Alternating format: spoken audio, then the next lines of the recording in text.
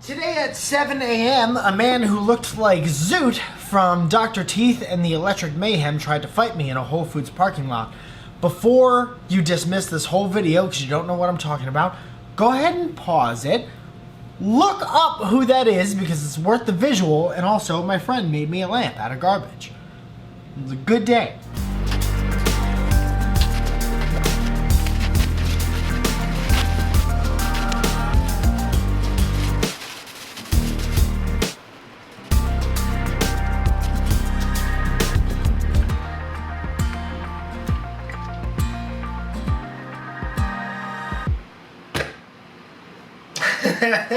Some people get mad at me for always referencing things that happened in the 80s and 90s, but I think it's important to remember that things happened before you got here.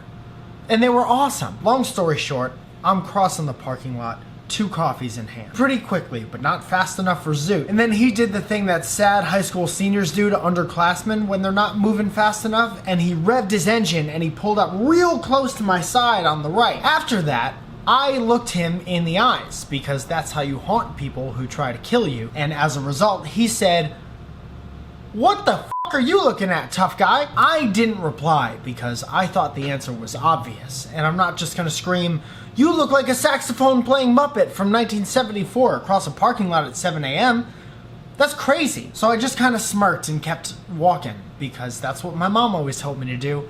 And she's still alive, so that advice checks out. I was legit heated for a minute, but every step I took away from that parking lot just made me more sad for that guy. What happens that you're that steamed up before 7 o'clock in the morning? My life is awesome, and I'm the one who almost got hit by your stupid car. Now I'm back in my comfortable apartment making a comedy video for the internet, and you probably spilled your coffee all over your tight crotch because you're a puppet. You can't hold coffee. You can't hold things. You can't hold things. You can't hold things. You can't hold things because you're a puppet. So I came home and recorded a podcast immediately with my lady, as we do at the beginning of almost every week. And I tell you that not to hawk the podcast, but a little bit. It's called Welcome to Our Podcast. It's available on SoundCloud.com. But mostly I want you to listen to it to hear her response, because it's great. Some people just suck, and they're always gonna suck, and there's nothing you could do about it. But what you can do is not allow them to pass their sad, vapid nothingness onto you. Holding on to your anger is a choice, as much of a choice as it is to hold on to a saxophone,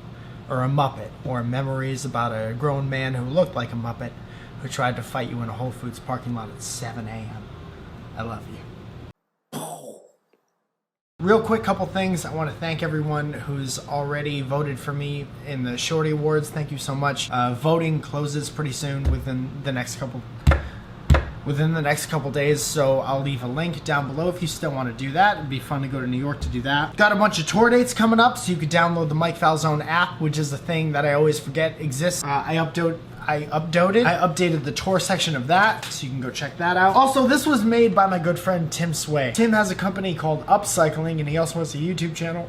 Oh, excuse me. I'll link to all that stuff. I've known him forever, since I was playing music in Connecticut, and he's always been awesome, and he's always offered me his help whenever I've needed it, and he's such a cool person. And this video is not sponsored or anything. I'm just telling you about cool shit that a cool person does. And if you might remember, this is actually a reference to one of my videos where I hold up a cup after the end slate, where I hold up a cup and I'm like, I didn't know what to do with this. Maybe I'll recycle it. He saw that and he made me this. Dear Mike and Zoya, I heard you needed a lamp and you were sad about an empty coffee cup that needed recycling. So I decided to show you that there was an alternative to shopping in stores. It's called Upcycling, and all the cool kids are doing it. So I made you this lamp out of an upcycled coffee cup and some other things that you may recognize. Microphone, what I believe to be the top half of a Fender Telecaster body.